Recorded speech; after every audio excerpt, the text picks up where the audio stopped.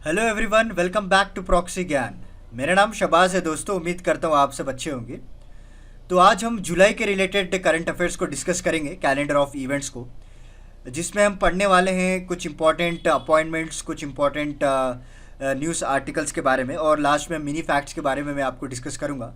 तो very important lecture है दोस्तों। यहाँ से आपको डायरेक्टली एग्जाम में क्वेश्चंस पूछने के कई सारे चांसेस हैं, क्योंकि अभी जो करंट अफेयर्स पूछने का जो ट्रेंड है वो बहुत सारा चेंज हो चुका है। पहले सिर्फ 3 महीने या 6 महीने तक पूछा जा सकता था। अभी the examiner is going beyond the 6 months, he is covering more than 1 year, ताकि लोगों को पता रहे, वो अवेयर रहे 1 साल का करंट अफेयर्स। तो ये जो मनोरमा ईयर बुक में मेंशन किया गया है 1 ईयर के करंट अफेयर्स, उसने उस सीरीज़ को हमने स्टार्ट किया है। आप सभी लोग जानते हैं हमने अभी तक जून तक सारा कुछ कंप्लीट कर लिया है, और जुलाई के बारे में आज हम पढ़ने वाले हैं। तो चलिए आज का लेक्चर हम शुरू करते हैं दोस्तों, बिना किसी देरी के। उससे पहले मैं आपको एक छोटा सा रिमाइंडर देना चाहता हूँ, उसके बाद हम हमारा लेक्चर को स्टार्ट कर देंगे दोस्तों। हाय, दिस इज वेरोनिका। अब आप मेरे साथ 1-on-1 जूम सेशन बुक कर सकते हैं कॉम्पिटिटिव एग्जाम काउंसलिंग के लिए। जिस तरह आपके बहुत सवाल रहते हैं कि कॉम्पिटिटिव एग्जाम्स के लिए क्या ऑप्शनल लिया जाए, आंसर राइटिंग कैसे किया जाए, उसके लिए मैं आपको काउंसलिंग दूंगी आपके पर्सनल स्ट्रेंथ्स और वीकनेस पे based. So see you there only on proxygyan.com। Thank you. तो जैसा कि आप सभी लोगों ने देखा, हमारे जो एक्सपर्ट एजुकेटर है वेरोनिका जी, उनके ज़रिए से आपको एग्जामिनेशन काउंसलिंग दी जाएगी दोस्तों। हमारा वेबसाइट है www.proxygyan.com। आप वहाँ पे विज़िट कीजिए और सारे डिटेल्स आपको मिल जाएंगे, और अपने टाइम और रिक्वायरमेंट के हिसाब से आप अपने सेशन को बुक कर सकते हैं। तो लेट्स बिगिन अवर लेक्चर। तो पहले इकोनॉमिक्स की बात करें, तो जैसे कि आप सभी लोग जानते हैं, हम कैटेगरी वाइज हमारे सारे करंट अफेयर्स को पढ़ते आ रहे हैं। तो इकोनॉमिक्स में यूनाइटेड नेशन ने $7.7 बिलियन का लोन रेस किया है दोस्तों, फंडिंग रेस की है फॉर सीरियंस। क्योंकि आप सभी लोग जानते हैं किस तरह से वहाँ पे एक सिविल वार की वजह से वहाँ के जो सिटीजन्स हैं उनको बहुत सफ़र करना हो रहा है। तो इसीलिए वहाँ पे $7.7 बिलियन का लोन रेस किया गया है। उसके बाद 9 जुलाई के दिन जो बाइडन के ने प्रपोज़ किया कि $700 बिलियन का एक पैकेज रिलीज़ करने वाले हैं, जिस पैकेज का नाम रहेगा बाई अमेरिकन कैंपेन। जैसे हमारे इंडिया में हमारे मोदी जी जो प्रधानमंत्री है, उन्होंने आत्मनिर्भर भारत, जो वोकल फॉर लोकल गुड्स का जो नारा लगाया हुआ है हमारे इंडिया को, ताकि डोमेस्टिक कंपनीज़ को, डोमेस्टिक गुड्स को हम प्रमोट कर पाएँ। तो इसी तरह अमेरिकन ने भी, वहाँ के जो प्रेसिडेंट है, $700 बिलियन का पैकेज उन्होंने निकाला है, ताकि वहाँ के जो डोमेस्टिक कंट्रीज है, वहाँ के जो डोमेस्टिक नॉट कंट्रीज, जो कि डोमेस्टिक गुड्स हैं, उसको ये प्रमोट कर पाएँ, वहाँ के पीपल को इनकरेज करे कि ज़्यादा से ज़्यादा लोकल गुड्स को ख़रीदे। तो नेक्स्ट यूरोपियन यूनियन नेशन ने $2.1 ट्रिलियन का बजट को तैयार करने की बात की है, क्योंकि जिस तरह से उनकी इकोनॉमी श्रिंक हुई है दोस्तों, तो उसके रिगार्डिंग वो फास्ट रिकवरी करने के लिए तो ज़्यादा से ज़्यादा बजट लाने की बात की गई, और मेन जो इसका कंट्रीब्यूशन रहेगा वो हेल्थ सेक्टर के लिए रहेगा। नेक्स्ट यूएस रिपब्लिकन्स ने, जैसे कि आप सभी लोग जानते हैं, वहाँ के जो यूएस प्रेसिडेंट है, तो उन्होंने $1 ट्रिलियन का कोरोना वायरस एड पैकेज निकालने की बात की है, और आईएमएफ ने भी $4.3 बिलियन का पैकेज निकाला है दोस्तों, ताकि साउथ अफ्रीका को हेल्प कर पाए। अब अभी वहाँ पे ज़्यादा से ज़्यादा म्यूटेशन वर्जन भी आपको देखने को मिल रहा है साउथ अफ्रीका में। तो देखिए, आपको लग रहा होगा क्या इतने सारे पैकेजेस आपको याद रखना ज़रूरी है। कुछ इंपॉर्टेंट कंट्रीज़ होते हैं, कुछ इंपॉर्टेंट जैसे यूरोपियन नेशंस हो गया, यूनाइटेड नेशन, जो इंटरनेशनल इंपॉर्टेंट ऑर्गेनाइजेशन है, जो अक्सर न्यूज़ में रहा करते हैं, उनके पैकेजेस आप याद रख लेंगे तो आपको आंसर राइटिंग में काम आएगा दोस्तों। आप इसमें एक कंपैरेटिव के तौर पर लिख सकते हैं, जब भी आप इंडिया से किसी कंट्री को कंपेयर करना चाहते हैं, लाइक चाइना हो गया, यूएस हो गया, या यूरोपियन नेशन को कंपेयर करना चाहते हैं, तो आप इस पॉइंट्स को अच्छे से मेंशन कर सकते हैं, ताकि एग्जामिनर में एक पॉजिटिव इम्पैक्ट रहेगा। ओके, तो चलिए आगे बढ़ते हैं। नेक्स्ट पॉलिटिकल की बात करें तो चाइना ने यूएस के 4 मीडिया आउटलेट्स के ऊपर सैंक्शंस इम्पोज किए। ओके, आप सभी लोग जानते हैं किस तरह दोनों के बीच में जो ट्रेड वार को लेकर हमेशा टेंशन्स बने रहते हैं। तो यूएस ने कभी चाइना कंपनीज़ को बैन कर दिया, और चाइना ने कभी यूएस के मीडिया आउटलेट्स को बैन कर दिया। इस तरह से चलता आ रहा है दोनों के बीच में। नेक्स्ट 2 जुलाई की बात करें तो एक दर्दनाक हादसा हुआ है दोस्तों। बोट्सवाना, जो अफ्रीकन कॉन्टिनेंट का एक कंट्री है, वहाँ पे 350 एलिफेंट्स मारे गए हैं दोस्तों, जो फाउंड डेड पाए गए हैं इन बोट्सवाना में। और जो एलिफेंट्स को डेड फाउंड किया गया, तो वो एक ऐसा एरिया है जहाँ पे आप रोड से या फिर शिप से एक्सेस नहीं कर पाएंगे। वहाँ पे प्रॉपर इंफ्रास्ट्रक्चर नहीं है, ट्रांसपोर्टेशन नहीं है, ताकि जाकर करेक्ट रीज़न पता लग सके। ये जो फुटेज रिलीज़ की गई है, आपने देखा होगा कई सारे वीडियोस फुटेज, ये ड्रोन से निकाला गया है। और ऐसा मानना है कि वहाँ पे एक algal ब्लूम्स की वजह से कोई वायरस डेवलप हो गया है, जिसको कंज्यूम करने की वजह से एलिफेंट्स की मौत हो जा रही है। एंड 350 एलिफेंट्स का मौत होना अचानक से, this is not very small number, it's a very big number, right. आगे चलकर इनके हैबिटेट के पर इम्पैक्ट पड़ेगा। I think it will go into the critical endangered categories, extinct में भी जा सकते हैं अगर हम इस चीज़ को रोक नहीं सकेंगे। तो कई सारे रिसर्चर्स अभी वहाँ पे इसको कंट्रोल करने के लिए, इसको कंटेन करने के लिए कई सारे स्टेप्स लिए जा रहे हैं। नेक्स्ट, चाइना ने ब्रिटेन को वार्न किया है दोस्तों कि रिगार्डिंग हांगकांग सिटीजनशिप प्लान को लेकर। जैसे मैंने पिछले लेक्चर में आपको बताया था कि चाइना ने यूके नेशनल सिक्योरिटी लॉ को पास किया है, तो उसके तहत वहाँ पे कई सारे सिटीजनशिप के फ्रीडम्स को जब्त कर लिया गया है, वहाँ के मीडिया फ्रीडम को दबा दिया गया है। तो इसके लिए ब्रिटेन ने ऑफ़र किया है कि आप हमारे सिटीजनशिप को आ सकते हैं। तो चाइना ने वार्न किया, अगर आप इन लोगों को सिटीजनशिप दे रहे हैं तो हमारे दोनों के बीच में जो ट्रेड डील साइन हुई है, जो बायलैटरल ट्रेड एग्रीमेंट है, वो सारा उसके पर इम्पैक्ट पड़ सकता है। और यूएस ने रशिया इंटेलिजेंस और डिफेंस सेक्टर्स के ऊपर सैंक्शन लगाया है दोस्तों। नेक्स्ट, 2 एयरक्राफ्ट कैरियर्स को मूव किया है यूएस ने साउथ चाइना सी को, क्योंकि आप सभी लोग जानते हैं कि किस तरह चाइना ने एक अग्रेसिव पॉलिसी फॉलो कर रहा है इन साउथ चाइना सी, क्योंकि कई सारे आइलैंड्स को क्लेम कर रहा है। और नॉट ओनली यूएस से, कई सारे other countries like Australia, New Zealand, ये लोग भी कंडेम कर रहे हैं जो भी चाइना के एक्टिविटीज़ कैरी आउट किए जा रहे हैं illegally in South China Sea. तो यूएस ने as an exercise, as an drill अपने 2 एयरक्राफ्ट कैरियर्स को मूव किया है, ताकि बता सके चाइना को भी कि वो आसपास की कंट्रीज़, वो लोग अकेले नहीं हैं इस लड़ाई में। और साउथ चाइना सी ड्रिल एक्सरसाइज करने की वजह से चाइना ने रिटेलिएट किया है कि आप जो है यहाँ की पीस और स्टेबिलिटी को डिस्टर्ब कर रहे हैं। तो इस तरह से आर्गूमेंट चल रहे दोनों के बीच में, हमेशा से चलते आ रहे थे। नेक्स्ट, एक इम्पॉर्टेंट अनाउंसमेंट करती है चाइना, क्योंकि GEF बोल के एक फोरम चला था दोस्तों, ग्लोबल इकोनॉमिक फैसिलिटी, ओके, एक इंटरनेशनल ऑर्गेनाइजेशन में एक मीटिंग हुई थी। तो इसमें सडनली किसी ने सोचा भी नहीं था कि चाइना ने भूटान की टेरिटरी को क्लेम करेगा। सो भूटान का एक वाइल्ड लाइफ सेंचुरी है, उसका पार्ट जो है चाइना क्लेम कर रहा है। अगर आपने मैप में देखा होगा, जो वाइल्ड लाइफ टेरिटरी है वो एक्चुअली इंटीरियर पार्ट है भूटान का। ऐसा नहीं कि वो चाइना से कुछ बॉर्डर कर रहा है या तिब्बत से कोई बॉर्डर कर रहा है, जैसा कि हम दीपसांग प्लेन, गलवान वैली, जिस तरह से हम बॉर्डर पे हैं, बॉर्डर की नोक पे वो लोकेट है। बट ये जो क्लेम किया गया है वो इंटरनल पार्ट है, कोई एंगल से आपको ऐसा नहीं लगेगा कि एक चाइना का पार्ट लगेगा। बट इवन दो चाइना ने क्लेम किया है कि उसकी वजह से कई सारे बॉर्डर डिस्प्यूट भी हो चुके हैं दोनों के बीच में। एंड नेक्स्ट 6 जुलाई को कुवैत ने एक्सपैट कोटा बिल को अप्रूव कर दिया है दोस्तों, कुवैत के पार्लियामेंट में। देखिए, मैं आपको एक शॉर्ट ब्रीफ में बता देता हूँ what is expat quota bill. So इसको लाया गया था ताकि जितने भी एक्सपैट्रिएट्स हैं, जो इंडिया से जितने भी माइग्रेंट्स हैं और जितने भी डिफरेंट कंट्रीज हैं, उनका जो पॉपुलेशन है उसको रिड्यूस किया जाए। और स्पेसिफिकली इसमें इंडिया को टारगेट किया गया है। सो जो इंडिया के एक्सपैट्रिएट्स है, जितना भी टोटल पॉपुलेशन है 15% से ज़्यादा नहीं होना चाहिए। समझ में आ रही है बात आपको? जितना भी पॉपुलेशन है उनका, सो 15% से कम ही रहना चाहिए। तो फाइनली ये बिल अप्रूव हो चुकी है। तो उसके तहत अगर आप देखेंगे तो ऑलमोस्ट 8 to 9 लाख इंडियंस वापस आना पड़ेगा दोस्तों।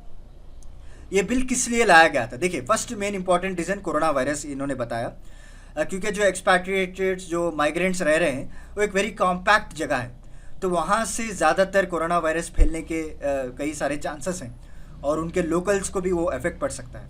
ये पहला रीज़न हो गया। एंड दूसरा रीज़न, वो नहीं चाहते कि उनके खुद के सिटीजन्स माइनॉरिटी बन के रह जाए उनके खुद के कंट्री में, क्योंकि ज़्यादा से ज़्यादा कुवैत का अगर आप देखेंगे तो कंट्री ज़्यादा से ज़्यादा माइग्रेंट्स से फुलअप है rather than the local population. तो लोकल पॉपुलेशन को एम्प्लॉयमेंट अपॉर्चुनिटीज़ देने के लिए, उनको उनकी ग्रोथ के लिए इस बिल को लाया गया है। और हर साल इन्होंने ये भी बताया है कि -5% डिक्रीज़ करते आएंगे। ओके, अगर सपोज टोटल पॉपुलेशन जो है माइग्रेंट्स का 70% है, एग्जाम्पल कि टोटल बता रहा हूँ, not only India, total, next year आपको 65% रहेगा, नेक्स्ट ईयर 60%। तो इस तरह धीरे धीरे धीरे कम करते आएंगे। इस बिल को पास भी कर दिया गया है। तो चलिए देखते हैं क्या स्टेप्स उठाते हैं हमारे इंडिया के द्वारा और क्या क्या इन दोनों के बीच में एग्रीमेंट्स होते हैं। क्योंकि हमारे साथ कुवैत के अच्छे रिलेशंस हैं दोस्तों, और हम दोनों के बीच में कई सारे बायलेटरल ट्रेड हैं रिगार्डिंग ऑयल को लेकर, और हम लोग भी उन लोगों को कई सारे वेजिटेबल्स, कई सारे फूड आइटम्स हम एक्सपोर्ट करते हैं। तो इस रिलेशंस को मद्देनज़र रखते हुए आगे चलकर क्या होता है वो देखना पड़ेगा। नेक्स्ट, ईरान ने जो सिग्निफिकेंट डैमेज कंफर्म किया है न्यूक्लियर कॉम्प्लेक्स में, क्योंकि नतांज बोल के एक एरिया है ईरान में, तो वहाँ पे सडनली अंडर कंस्ट्रक्शन एक बिल्डिंग में सडनली ब्लास्ट हो गया था। जो न्यूक्लियर प्लांट थी वो सडनली ब्लास्ट हो गया था और अच्छा खासा डैमेज हो गया है दोस्तों, सीवियर डैमेज हुआ है आसपास के, but there is no any human damage, किसी की जान जाना या आसपास में कोई रेडिएशन निकला वैसा कुछ नहीं हुआ है। बट जो कॉम्प्लेक्स है वो सारा कुछ तबाह हो चुका है, और कई सारे ऐसे कॉन्स्पिरेसीज थीरीज भी डेवलप हुई हैं, क्योंकि ऐसा मानना है कि एक्सपर्ट्स का ये जानबूझकर किया गया है भाई जो इनके राइवल कंट्रीज है, ईरान, ये सारे जितने भी राइवल कंट्रीज है, बट अभी तक रिपोर्ट्स आई नहीं है। लोकल मीडिया ये करती है कि एक एक्सीडेंट हुआ है, इसके वजह से एक्सप्लोड किया गया है। नेक्स्ट, चाइना के रीजन ने बुबोनिक प्लेग केसेस को क्लेम किया है दोस्तों। वहाँ पे कई सारे बुबोनिक प्लेग केसेस इवॉल्व होना शुरू हो चुके हैं। यहाँ पे एक दूसरे तरफ देखें तो कोरोना वायरस अभी थम नहीं रहा है, वो कंट्रोल नहीं हो रहा है, दूसरी तरफ और एक प्लेग के केसेस आना शुरू हो चुके हैं। नेक्स्ट, 7 जुलाई रशिया के जो माइनिंग गेंट है नॉर्लिक्स, इनको $2 बिलियन का फ़ाइन बनने की बात की है, क्योंकि आपने पिछले लेक्चर में देखा होगा कि आर्कटिक डंपिंग को लेकर इन्वेस्टिगेशन की गई थी, तो उसके रिगार्डिंग इनको $2 बिलियन की फ़ाइन लगाई गई है कि आप किस तरह से आर्कटिक रीजन में डंप करते हैं, वहाँ पे इकोटैट वन इकोसिस्टम हैबिटेट के ऊपर इफेक्ट पड़ रहा है, तो उसके रिगार्डिंग फ़ाइन लगाई गई है। और नेपाल ने कई सारे इंडियन न्यूज़ चैनल्स को ब्लैकआउट कर दिया है दोस्तों, क्योंकि आप सभी लोग जानते हैं कि दोनों के बीच में जो मैप्स को लेकर जो टेंशन्स आ रहे थे, उसके बाद कई सारे हमारे जो न्यूज़ मीडिया की रिपोर्ट, उनके जो प्राइम मिनिस्टर को लेकर कई सारे आलोचनाएं लगाई गई थी, एक फ़नी क्लिप भी आया था, तो उसके रिगार्डिंग उन्होंने रिटेलिएट किया है बस। और WHO ने एक्सपर्ट कमेटी को भेजा है चाइना को, ताकि कोविड-19 जो ओरिजिन हुआ है उसका इन्वेस्टिगेट किया जाए प्रॉपरली, क्योंकि चाइना ने रिपोर्ट में ये कहा है कि वो एनिमल ट्रेड के वजह से आया है, जो एनिमल मार्केट लगता है चाइना में, वहाँ से इसका इवॉल्व हुआ है। बट एक्चुअल क्या रीज़न है उसको दुनिया के सामने लाने के लिए WHO ने एक एक्सपर्ट कमेटी को भेजी है। नेक्स्ट, 12 जुलाई को US नेवी ने first black female tactical aircraft pilot को अपॉइंट किया है दोस्तों, और इनका नाम जो है मेडिलिन है। एक्चुअली एक फर्स्ट ब्लैक फीमेल है, वुमेन एयरक्राफ्ट पायलट है। लास्ट मंथ करंट अफेयर में हमने first black air chief of staff को पढ़ा था, चार्ल्स जूनियर ब्राउन था उनका नाम, राइट, याद होगा आपको। तो ये सारे अपॉइंटमेंट्स याद रख लीजिए, very important exam point of view से। तो चलिए नेक्स्ट देखते हैं। नेल्सन मंडेला, जिनकी बेटी जिटजी इनका नाम है, उनका निधन हो गया है दोस्तों। और पाकिस्तान ने अफगानिस्तान के जितने भी एक्सपोर्ट्स हैं उसको अलाउ कर दिया थ्रू वाघा बॉर्डर। सॉरी दोस्तों,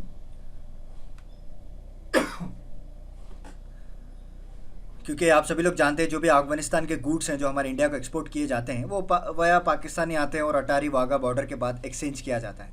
तो कुछ दिनों के लिए इन्होंने इसको बैन कर दिया गया था। पहला रीज़न तो कोरोना वायरस है ऑब्वियसली, और दूसरा रीज़न की बात करें तो second reason is nothing but जो दोनों के बीच में तनाव चलता आ रहा था। इस तरफ चाइना ने हम लोगों को दबाए रखा था ड्यू टू दिस दीपसांग प्लेन और जो भी क्लैशेस चल रहे थे गलवान वैली के पास, और ये एक्टिविटीज़ की वजह से पाकिस्तान भी प्रोवोक हो चुका था।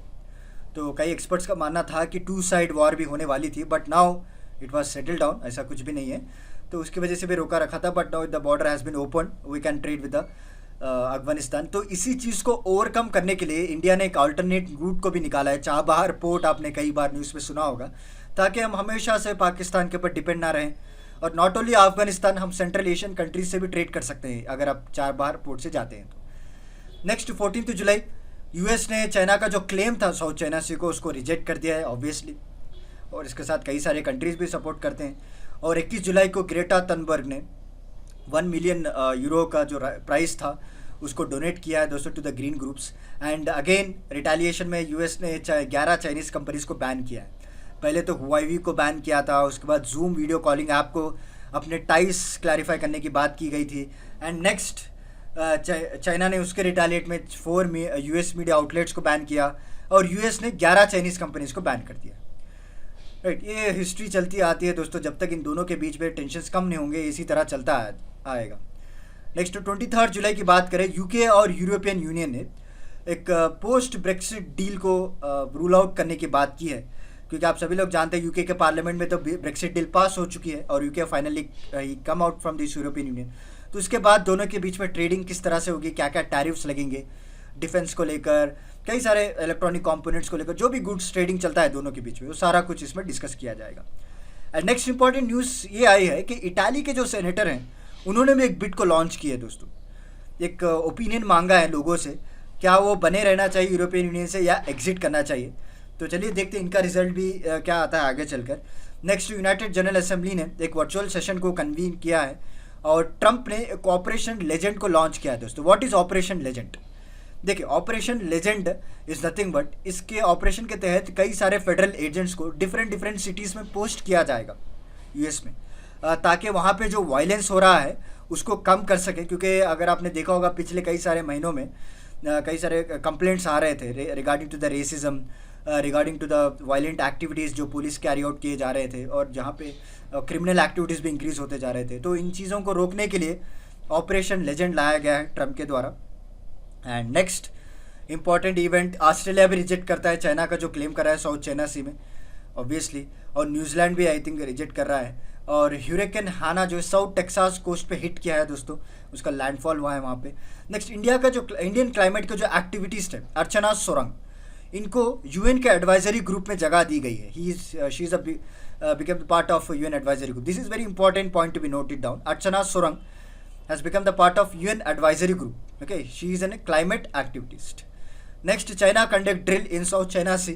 So in order to retaliate the US, क्योंकि US ने अपने 2 एयरक्राफ्ट कैरियर को साउथ चाइना सी में बताया था, भेजा था, आपने पहले पढ़ा था न्यूज़ में, राइट। तो चाइना US ने बताया कि हम एक ड्रिल एक्सरसाइज कर रहे हैं, और चाइना उसको रिटेलिएट करता है कि आप एक अनडिस्प्यूटेड टेरिटरी में, एक वाटर्स में आकर इस तरह से ड्रिल एक्सरसाइज नहीं कर सकते। तो उसके अपोजिशन के लिए चाइना ने भी एक ड्रिल एक्सरसाइज करना चालू कर दी है साउथ चाइना से।